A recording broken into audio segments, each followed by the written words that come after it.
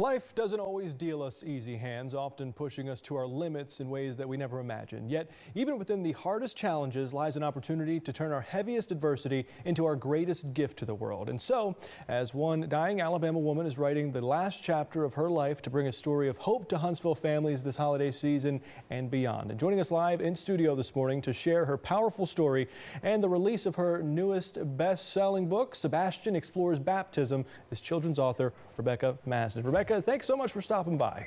Thank you so much, and good morning, Carmen. Yes, I'm good morning. so thankful that you had me, and I'm just so happy to be here with you. Yeah, we're glad that that you're here with us. You know, obviously your story is a profound testimony of miraculous survival. I want to talk to us about your journey. If you could explain a little bit about it, is why you are this, quote unquote, dying author. Now serving as sort of a catalyst for strength in families and keeping faith. Yes, yeah. I think the phrase that you were remembering is the dead girl walking. That's kind of been the thing that they've been using, and it could be a little cheeky to use phrases like that. But I 2 years ago, back in June of 2022, I was given a terminal diagnosis, and they gave me 3 months left to live.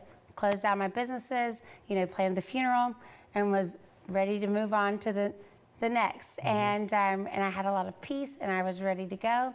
But then the Lord had other plans, and so 3 months rolled by, and he decided to, what I call, renew my work visa here. So when I had that whole kind of facing life head on, and death rather, facing it head on, one thing led to another, and I just felt like I was supposed to really make the most out of that little bit of time that I had left. And so I wanted to be as useful as I could for the kingdom of heaven. And I started writing things out, and from one thing led to another, and here's how the book was formed. Yeah, and the book here, Sebastian Explores Baptism, as we mentioned, it's helping young hearts begin their new life and their new journey of commitment here. I read it actually while Ellie was doing an interview earlier. Yeah. It's a very easy read for folks out there. I understand it's a children's book, but it's so easy to really follow along. Obviously, take us through sort of what's in these pages here. Sebastian's curious about why his sister is getting baptized. He doesn't understand the process. Is that right? Yes. So to really understand it, if you have a 5 to 8 year old child, or one, they're so fun, right? And so curious. And so that's kind of my fun part, and my joy of creating this character and developing the character of Sebastian. So Sebastian Explores Baptism is one of many of series that I have started. And so, this one, he's exploring baptism. And so what's really cool about this story is it's such a fun, colorful adventure where you get to, as the reader, go along on Sebastian's adventure with him. And what you learn is, you get to enjoy the same adventure that he's enjoying, where he learns more about himself, learns, of course, more about his faith as a young man, seeing things around him, and then learns even more about the world around him. And so I like to say, what I've learned from some of the moms now that have read it to their children, the feedback they're giving me now, that's such a blessing, is it's truly the perfect bedtime story, for anyone ages 5 to 8. Now, obviously, you're an adult. Is that something that you sort of learned after your diagnosis, and in those 3 months that have now since turned into 2 years? Did you learn more about yourself, more about the world, as you were sort of anticipating not being here much longer? Yeah, absolutely. I think, none of us are promised tomorrow. Right. And, the whole dead girl walking thing, I started coining that because really, we're all terminal, Death and taxes, I've always been told. Those are the two things that everyone has. And so, Hasn't failed us yet. Exactly. And so, the biggest lesson that it really kind of revamped in my mind, that I already knew with my faith, was, when I die, I don't want anyone talking about my death. I want them to talk about my life. So am I living a life that's worth talking about? And what will my legacy be when I'm gone?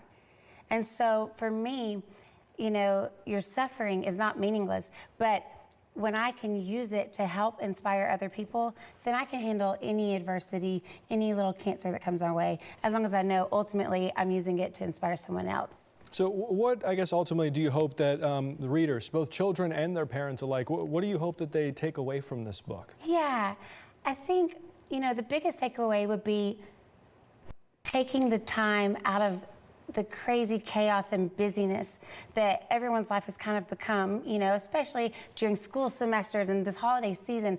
It's so easy to get distracted by just busyness. You know, we're all guilty of that. And so, you know, my prayer for this book is that, you know, it makes it into every family's home and it helps them to kind of pull back, slow things down, get together and just have some together time, you know, and then maybe that will lead to time to talk about faith and anything that might be on their hearts. Yeah, you mentioned together too, and I do notice, I don't think I didn't pick up on the symbolism in here. There's two, it looks like there's two of every animal in here every time he stops somewhere.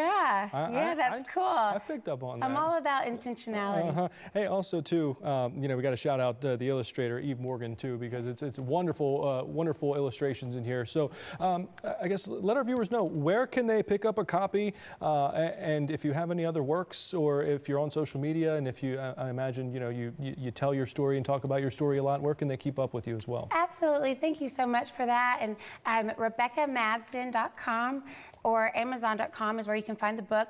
Also, you know, the cancer has come back, and so I am moving through that. And so, you know, part of my kind of last wish, you know, if people would love to join me, you know, I can do a little bit on my own, but I can do a lot more if people rally behind and help me out. So if you could join me in my last wish, really, I like to call it my adult Make-A-Wish, is I am tag teaming with the local ICUs, children's ICUs, and I'm wanting to do my ICU campaign initiative to donate a book to every single child that is in an ICU right now in this holiday season. So you can find out more about the donations and how to get involved at my website, RebeccaMasden.com. Well, Rebecca, thanks for stopping by. Congratulations on the new book, and you know, and keep spreading the word.